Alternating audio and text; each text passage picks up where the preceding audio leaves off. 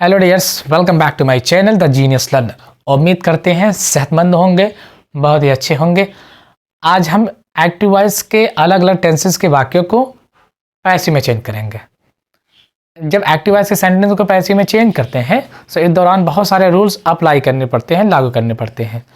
सबसे पहला रूल क्या है कि एक्टिव वॉइस के सेंटेंस को पैसिव में चेंज करते समय जो एक्टिव वॉइस का सब्जेक्ट होता है वो पैसिव वॉइस का ऑब्जेक्ट बन जाता है और उस ऑब्जेक्ट से पहले प्रीपोजिशन बाय लगा देते हैं, और जो एक्टिव वॉइस का ऑब्जेक्ट होता है वो पैसिव वॉइस का सब्जेक्ट बन जाता है। ठीक है, अब जो पैसिव वॉइस का नया सब्जेक्ट बनेगा उसी नए सब्जेक्ट के अकॉर्डिंग ही वर्ब टू बी की कोई ना कोई एक फॉर्म यूज की जाएगी।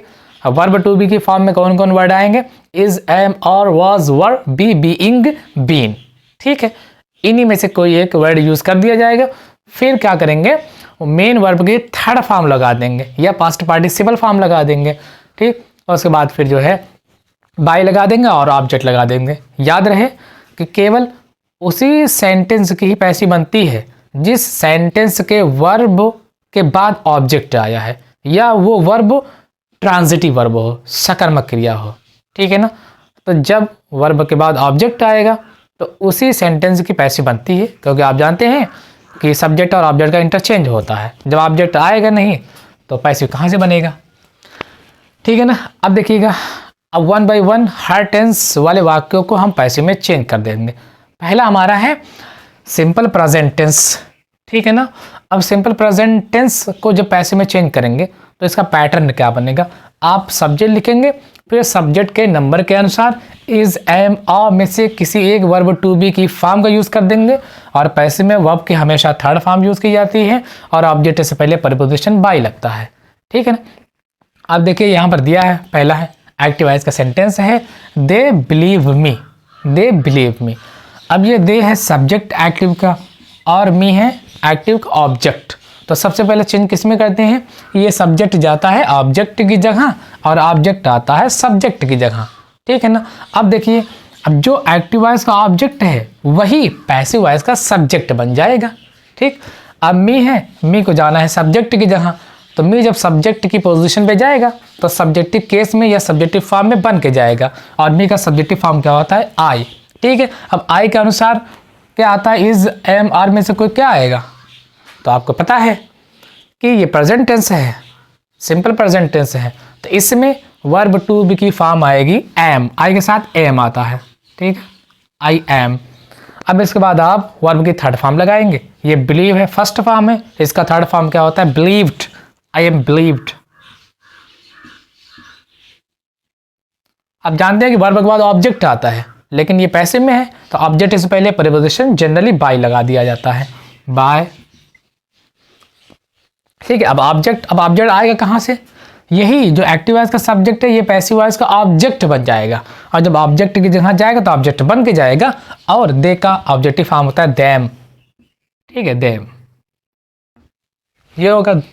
दूसरा एग्जांपल आपका है she does not like you. ठीक, she does not like you. अब ये जो वाक्य है नेगेटिव में है, इसमें कौन सा टेंस आया है? सिंपल प्रेजेंट टेंस है। इसको पैसिव में चेंज करना है। सबसे पहला चेंज हम किस में करेंगे? सब्जेक्ट और ऑब्जेक्ट में। सब्जेक्ट ऑब्जेक्ट जहाँ जाएगा, ऑब्जेक्ट सब्जेक्ट की जगह आएगा। ठीक, अब देखिए ये यू आपका एक्टिव वॉइस का ऑब्जेक्ट है, यही पैसिव वॉइस का सब्जेक्ट बन जाएगा।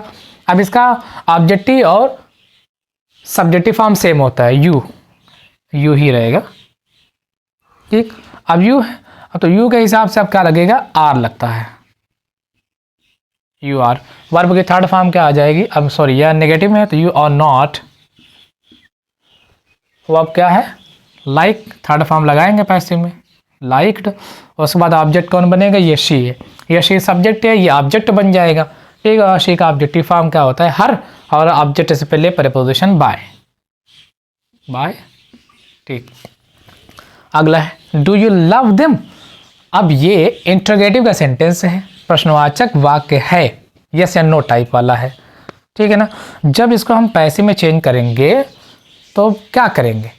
इंट्रोगेटिव ही रहेगा। ठीक है ना।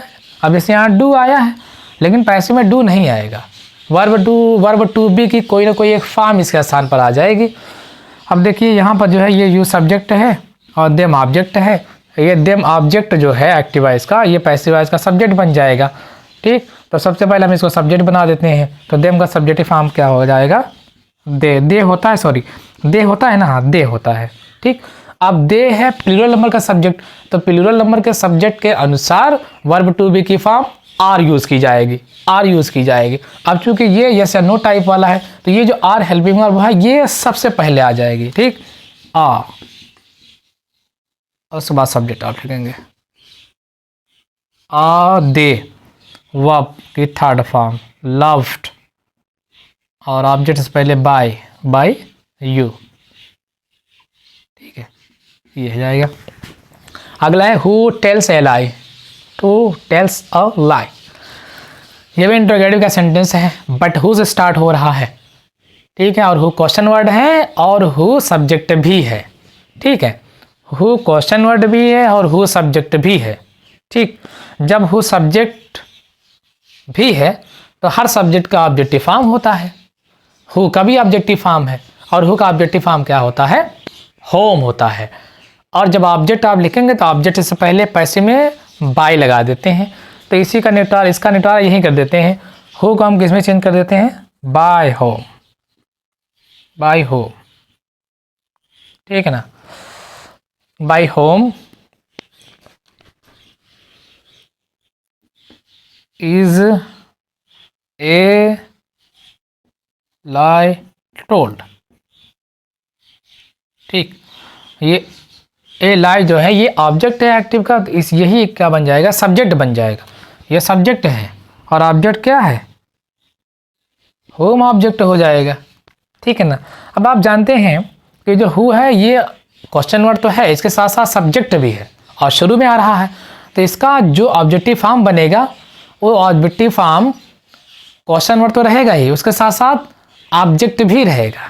तो इसलिए जो है इसका जो यूज़ करेंगे वो शुरू में ही करेंगे। ठीक है ना, हु को हम तुरंत शुरू में ही बाय होम लिख देंगे, बाय होम लिख देंगे, खत्म, इज ए लाइट टोल। ठीक, तो ये उम्मीद है ये आपको समझ में आ गया होगा। और ट्रिक के लिए आप याद रखिए कि जब प्रेजेंट इंडेफिनिट टेंस आए एक्टिव वॉइस में, तो जब पैसिव वॉइस में चेंज करेंगे तो जो हेल्पिंग वर्ब आएगी वो प्रेजेंट इंडेफिनिट के आगे वाले टेंस की आएगी, और प्रेजेंट इंडेफिनिट टेंस के आगे टेंस कौन सा है, प्रेजेंट कंटिन्यूअस है, और प्रेजेंट कंटिन्यूअस की सहायक क्रिया क्या है, इज, एम, आर। दूसरा टेंस है सिंपल पास्ट टेंस। जब एक्टिव वॉइस के सेंटेंस में सिंपल पास्ट टेंस यूज़ किया गया हो तो जो पैसिव में चेंज करेंगे तो उसका पैटर्न बनेगा सब्जेक्ट प्लस वॉज या वर में से किसी एक का यूज़ करेंगे, वो भी सब्जेक्ट के नंबर के अनुसार।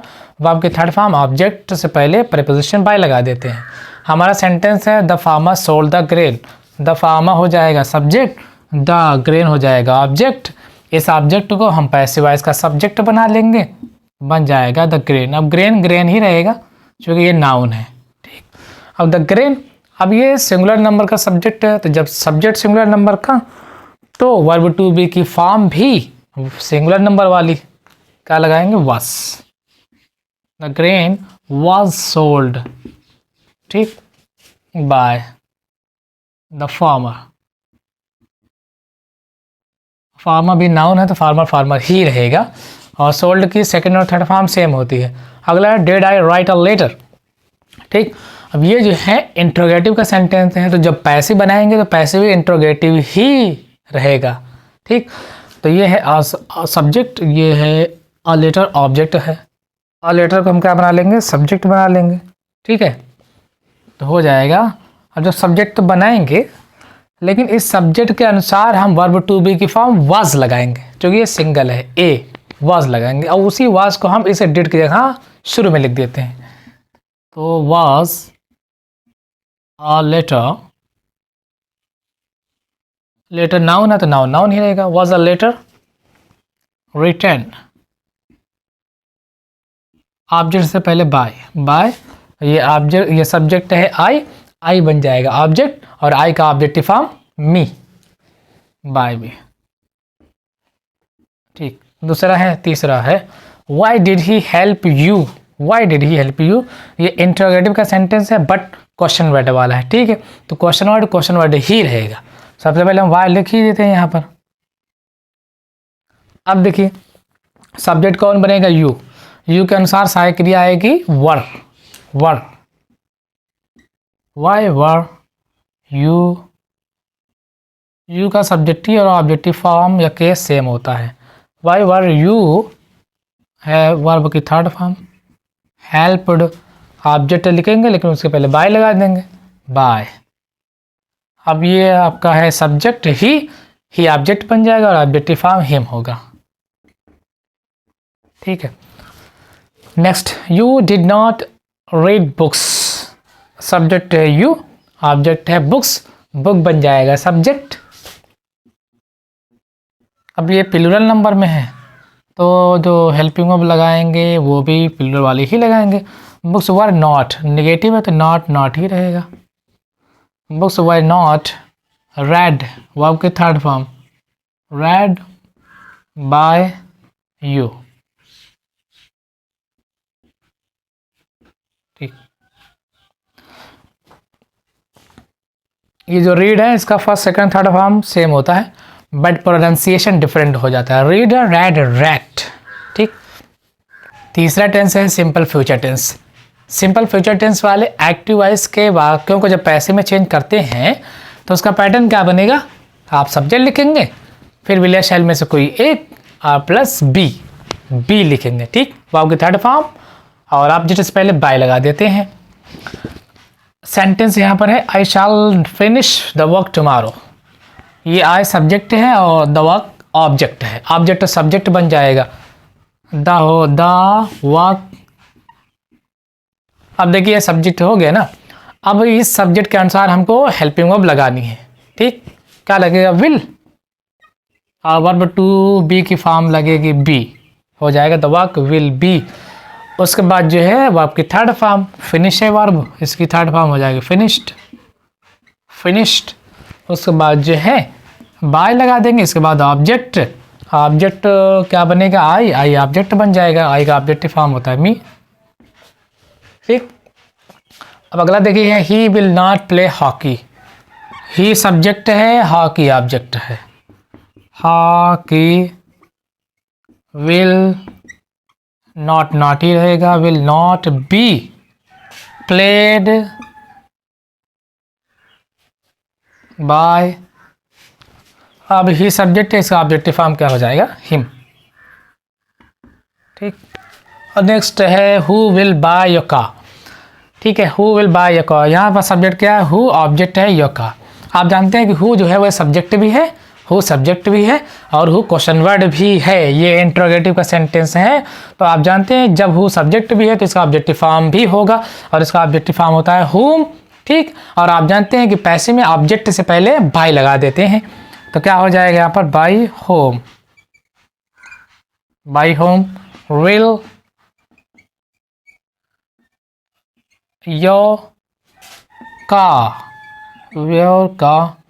Your car be bought verb.